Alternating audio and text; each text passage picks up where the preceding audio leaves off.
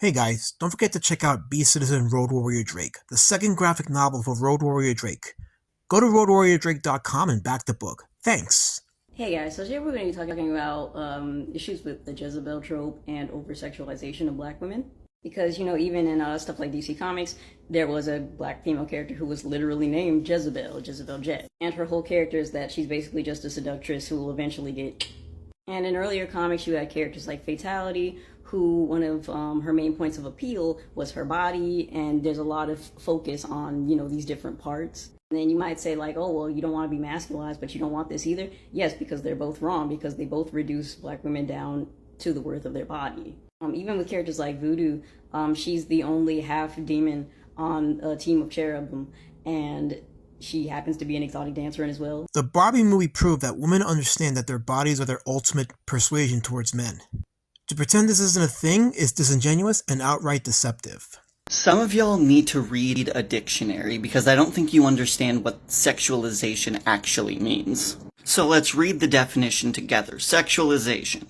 To make sexual, attribute sex or a sex role to.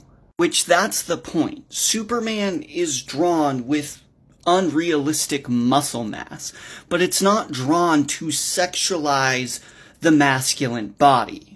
It's drawn to represent strength and courage and all these other masculine traits that men are told to idolize. Also, how the masculine body is presented in comic books is problematic, but it's not over-sexualization and it's not the same issue as how feminine bodies are represented in media. But the second that I say it's a systematic problem created by the patriarchy, you tell me that I'm reading too far into art. Art is always political and art is always affected by the patriarchy. Who are the largest demographic for comics?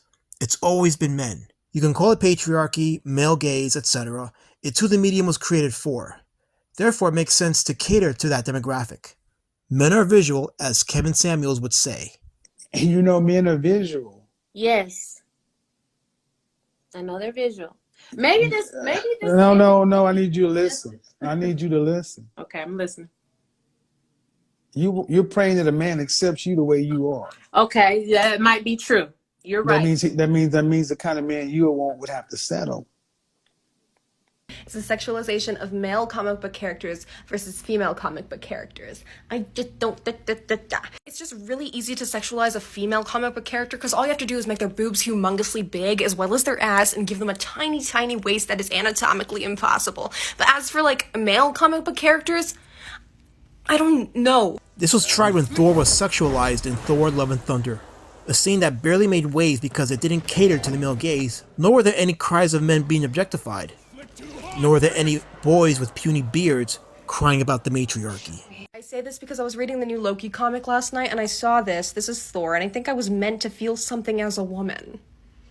But I could not give less of a fuck. People make the argument that male heroes are just as sexualized as female heroes, but I don't think so. I mean, you give them the big buff arms, you expose their midriff, whatever, but people don't really care. And I think that has to do with the whole commodification of women's bodies through history over time. I mean, prostitution is the oldest and longest lasting industry, whatever, and I think that has to deal with that. Women's bodies have been seen as a product to be sold, so it's easier to make them look like a sex object.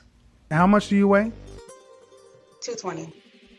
I weigh 210 and I'm 6'4". You broke the first rule. See, you ladies don't mind breaking the rules. The men are visual. The men want women that are fit, feminine, friendly, cooperative, submissive. I don't mind being the size of, I'm sorry, you're 5'8"? I'm 5'8".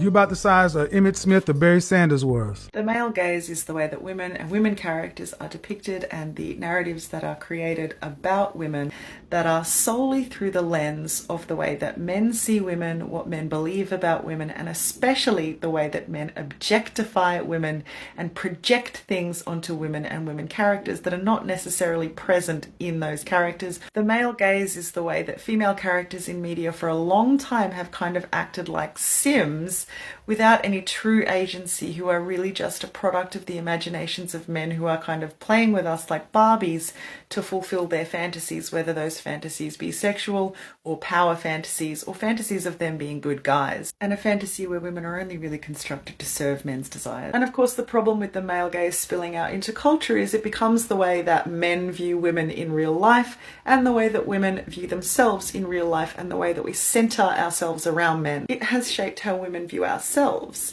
and how we make assumptions about what we are and aren't capable of and what our basic nature is, based on the way that men with very little imagination and some very base desires and assumptions have decided women are. Women like this will shame men for their standards.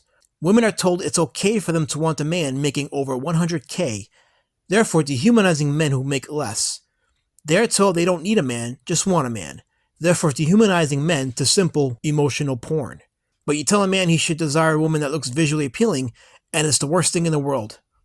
No, it's feminist hypocrisy. J. Scott Campbell, a very popular comic book artist, released this tweet today, in which he publicly bullied a Tumblr artist who edited one of his more famous pieces because they found it misogynistic. This is the original art. Campbell decided to take this as a personal attack on his art skill, claiming that this was unwarranted and unsolicited criticism. I'm going to show you some of Campbell's art. Starting off simple, we have this. That's just not human proportions.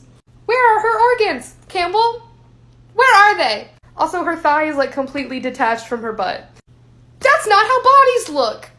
This is a personal favorite. Her hips and her waist create a 90-degree angle. And here's a really horrendous piece in which every single woman looks like this. Basically, my point is, Campbell, if you draw women like this for upwards of 2 decades, you're gonna get criticism. It doesn't matter if you asked for it. So since this whammon thinks criticism is fair, allow me. This woman, who not only does not look visually appealing, but also looks unhealthy, is telling male artists not to appreciate a beautiful feminine figure. Why is it that females that look like her shame men for appreciating females who don't look like her?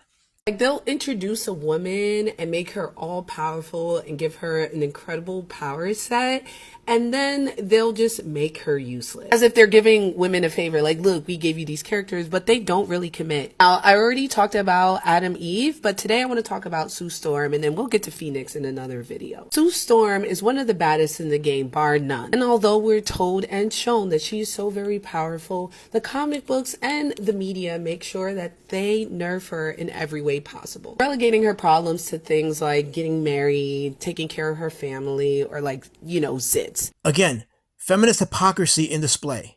Thinking about their marriages, families, are legit female concerns as it should be. Why not write about it? Oh, because it interferes with the I don't need a man myth that has kept countless women single, in some cases childless, husbandless, and in other cases they die alone with no husband, children, or legacy. And like most powerful women in comic books, for her to reach her full potential, she has to be under some sort of mind control and, overcome some type of mental block that was put there by another man. What I hate most about these type of storylines is that it perpetuates the thought of women not being able to control their emotions. And if they were to get this much power, it would be detrimental to the people around them. Like most of these powerful women storylines, they are taken down a peg by a man. In this case, Sue Storm is defeated by Reed Richard ignoring her, okay? He literally slaps her out of it. People wonder why comic book fans can be so misogynistic. Look at the material that's being fed to them. Women deserve to be powerful without exception or parameters. As for women who deserve to be in power without exception, lady, men don't get that privilege. Men have to prove themselves worthy of leadership roles. If women want to be treated equally, then they don't get that position of power without exception. They need to prove themselves as men do. The problem is, when women are put to the same test as men, they generally don't do as well.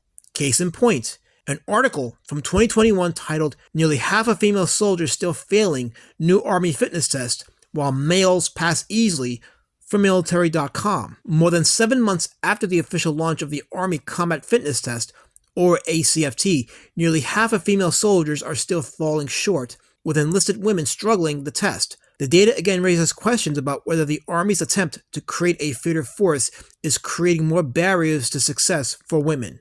Internal figures from April show 44% of women failed the ACFT compared to 7% of men since October 1st.